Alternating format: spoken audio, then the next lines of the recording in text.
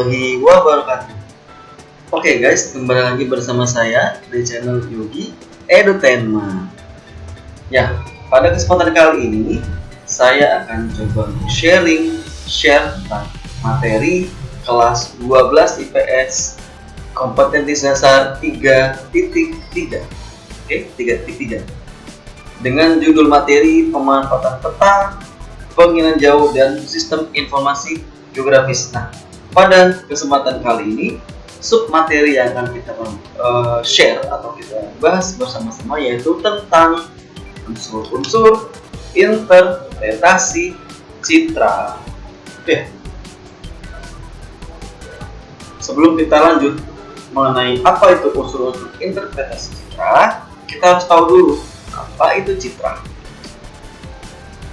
Ya, citra dapat diartikan sebagai gambaran yang tampak dari suatu objek yang sedang diamati sebagai hasil liputan atau rekaman suatu alat pemantau. Sebagai contoh seperti ini, memotret bunga di taman atau memfoto bunga di taman.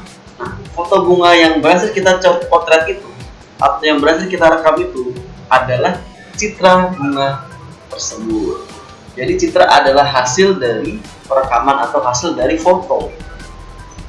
Oke, itu adalah citra. Nah, ini adalah contoh-contohnya. Citra foto hasil penginderaan jauh yang ini ya. Ini semua adalah citra foto hasil penginderaan jauh. Ada yang citra foto pankromatik ini. Ini pankromatik hitam putih, dan yang ini penginderaan jauh menggunakan citra foto ortokromatik. Itu ya.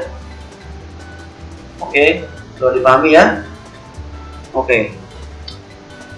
Lalu apa sih unsur interpretasi citra? Nah, jadi unsur interpretasi citra itu adalah suatu karakteristik yang dimiliki oleh suatu citra, ya, yang digunakan untuk menginterpretasi citra itu. Kata interpretasi sendiri itu adalah menafsirkan, bisa membaca, mengartikan. Dan itu ada rona, warna, bentuk, ukuran, tekstur, pola, bayangan, situs, dan asosiasi. Biasanya rona dan warna jadi sama. Ini saya bisa ya. Oke, kita kembali ke gambar ini sebagai contoh. Nah, kalau kita lihat dari atas ini kan hasil citra satelit ya. Hasil dari foto penginderaan jauh di atas sana. Di atas kita sana. Jadi kalau kita melihat dari atas sana ke bawah, kita tidak akan tahu ini bangunan apa, ini apa. Nah, supaya bisa kita menentukan nama-nama objek permukaan bumi ini, maka dari itu perlu menggunakan unsur interpretasi citra. Supaya kita bisa mengartikan hasil dari foto satelit itu. Karena citra adalah hasil dari foto, bisa citra kamera atau citra satelit. Itu ya. Oke, next kita bahas satu persatu. Yang pertama ada unsur rona. Rona adalah tingkat kecerahan atau kegelapan suatu objek yang terdapat pada citra. Rona merupakan tingkatan dari putih ke hitam atau selanjutnya. Di sini lihat ada animasinya, ya. Animasi rona yang ditunjuk itu ada yang putih, ada yang gelap, ada yang abu-abu. Nah, ini adalah rona. Jadi foto hitam putih itu rona. Dan juga ada unsur yang kedua yaitu unsur warna. Warna adalah wujud tampak mata dengan menggunakan spektrum sempit, lebih sempit dari spektrum tampak. Spektrum itu adalah gelombang. Ya. Berbeda dengan rona yang hanya menyajikan tingkat kegelapan dalam wujud hitam putih, warna menunjukkan tingkat kegelapan yang lebih beraneka ragam. Ya, kita tahu lah warnanya seperti ini. Dia lebih terlihat, objeknya itu lebih terlihat. Apa sih ini? Ini seperti sawah warna hijau. Ini apa sih? Vegetasi, pohonan. Ini coklat-coklat apa? Bisa dari perumahan warga, seperti warna genteng gitu ya dari atas ya. Itulah warna. Yang ketiga, bentuk. Kita bisa mengetahui adanya objek stadion sepak bola pada suatu foto udara atau satelit. Dari adanya bentuk bisa persegi panjang, bisa bulat. Demikian pula kita bisa mengenali gunung api dari bentuknya yang cembung, sekolahan berbentuk letter I, letter L, letter U atau kotak. Contohnya saja sekolah kita, ya sekolah kita itu kalau kita lihat itu letter O. Kita lihat saja contoh di sini, ini ya, ini letter apa ini? Bentuknya bulat ya, lonjong. Nah, ini seperti stadion sepak bola. Ini bentuknya bulat. Lalu kita lihat lagi nih, ada yang letter O nih. Ini apa ini? Ini seperti sekolah atau gedung perkantoran dan lain sebagainya. Oke. Nah, contoh-contoh objek yang dapat dikenali menurut bentuknya, misalnya gedung sekolah. Lalu yang kedua, tajuk pohon palma berbentuk bintang, tajuk pohon kerucut berbentuk kerucut, tajuk pohon bambu seperti bulu-bulu. Bekas meander sungai itu danau tapal kuda itu ya, atau kelokan sungai yang setelah itu berbentuk tapal kuda dan kadang berisain menjadi danau tapal kuda. Oke. Yang berikutnya lapangan sepak bola tadi sudah. Masjid dapat dikenali dari bentuknya yang relatif persegi atau bentuk khas pada kubahnya. Itulah contoh-contoh objek yang bisa dilihat atau diinterpretasikan menurut bentuknya. Yang berikutnya ada ukuran. Ukuran merupakan ciri objek yang antara lain jarak, luas, tinggi, lereng, dan volume. Ukuran objek pada citra berupa skala. Karena itu, dalam memanfaatkan ukuran sebagai interpretasi citra, harus selalu diingat skalanya. Contoh, lapangan olahraga sepak bola dicirikan oleh bentuk apa? Ukurannya berapa? Nah, ukuran itu mudah mengartikannya atau menganalisanya. Ukuran itu kan kalau tidak besar ya kecil. Kalau besar itu ya tidak jauh dari stadion sepak bola atau alun-alun atau gedung-gedung pemerintahan atau gedung sekolah, gedung perkantoran. Kalau yang kecil-kecil seperti ini, kemungkinan besar itu adalah rumah warga atau perumahan. Oke. Tekstur dinyatakan dengan kasar, halus, dan sedang. Tekstur itu ya kalau nggak kasar, halus, sedang. Ya, misalkan hutan bertekstur kasar, belukar bertekstur sedang, dan semak bertekstur halus. Kenapa hutan bertekstur kasar?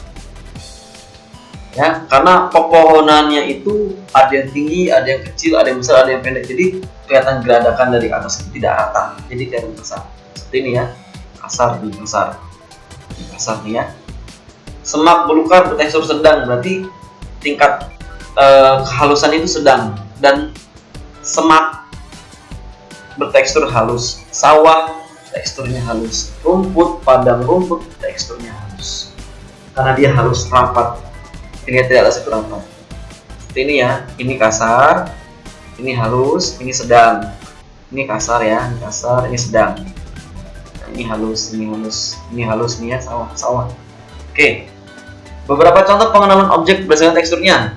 Sudah tadi ya, hutan bertekstur kasar, lahan kosong bertekstur halus, lahan tebu sedang, pohonan bertekstur kasar. Permukaan air yang tenang itu bertekstur halus seperti di danau, waduk.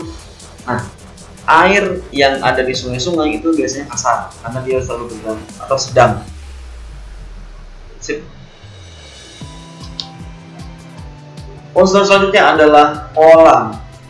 Pola itu adalah susunan ruangan, merupakan ciri yang menandai bagi banyak objek bentukan manusia dan bagi beberapa objek alamiah.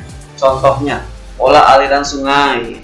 Seperti apa sih polanya? Ada polanya dendritik, seperti aliran seperti akar pohon atau ranting pohon.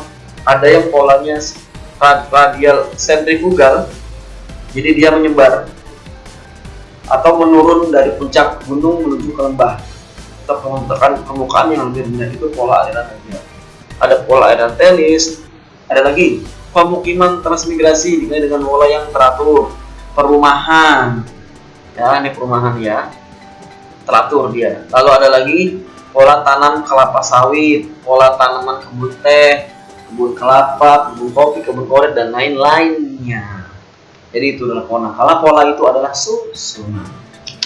Next, unsur berikutnya adalah bayangan.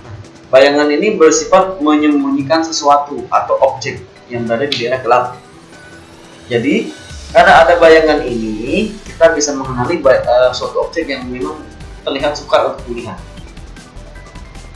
Contoh, lereng terjal tampak lebih jelas dengan adanya bayangan. Lereng terjal itu berarti kan kemiringan gunungan yang sangat curam ya. Kan ada bayangan, mesti tidak kelihatan oh itu adalah lereng. Cerobong asap dan menara, cerobong asap dari atas itu nggak kelihatan karena kelihatan ujungnya doang gitu. Ujungnya aja bulat bolong. Tapi kita nggak tahu itu apa. Tapi karena ada bayangan di sebelahnya berbentuk seperti cerobong asap, nah itu adalah cerobong asap. Dan juga contohnya lagi di sini ada menara atau Monas ya. Kita dari atas itu kalau pas tengah-tengah di foto ini tidak terlihat. Tapi kalau dengan ada bayangan dan seperti ada emas di atasnya, bentuk emas ini, pucuk ini adalah Monas. Oke, itu adalah fungsi dari unsur bayangan. Selanjutnya adalah situs. Situs adalah suatu letak objek terhadap objek lain sekitarnya. Misalnya, pemukiman itu pada umumnya memanjang pada pinggir pantai, tanggul alam, atau sepanjang tepi jalan. Juga persawahan banyak terdapat di daerah dataran rendah. Jadi, kesimpulannya situs adalah tempat kedudukan suatu objek dengan objek lain di sekitarnya. Jadi kita bisa melihat, oh ini adalah pemukiman penduduk nih karena sepanjang jalan. Kita bisa lihat ini adalah pemukiman penduduk nih karena sepanjang pantai. Kita bisa melihat nih pemukiman penduduk nih karena dia ada di sepanjang sejajar aliran sungai. Itulah unsur situs. Berikutnya asosiasi. Asosiasi adalah keterkaitan antara objek yang satu dengan objek yang lainnya. Keterkaitan antara objek satu dengan objek lainnya. Misalkan kita bisa melihat ini adalah stasiun. Kenapa? Karena kita bisa melihat ada rel kereta api di sini yang lebih dari satu, dan juga ada kereta api yang parkir di sana. Itu adalah stasiun. Bisa lagi di dermaga atau di pelabuhan, kita bisa melihat oh ini adalah pelabuhan karena kita banyak bisa melihat ada kapal laut yang sedang berlabuh di sana. Atau ada lagi kita melihat oh itu ada pesawat parkir, pesawat terbang banyak sekali dan lahannya sangat luas dan ada bangunan besar. Oh berarti itu adalah bandara. Oke, itulah asosiasi. Alhamdulillahirobbilalamin. Terima kasih sudah menyaksikan video pada kesempatan kali ini. Semoga bermanfaat dan tolong simak terus video-video pembelajaran lainnya dan terus support my channel Yogi Edutainment. Terima kasih, sampai jumpa di pertemuan berikutnya. Wassalamualaikum warahmatullahi wabarakatuh. Terima kasih.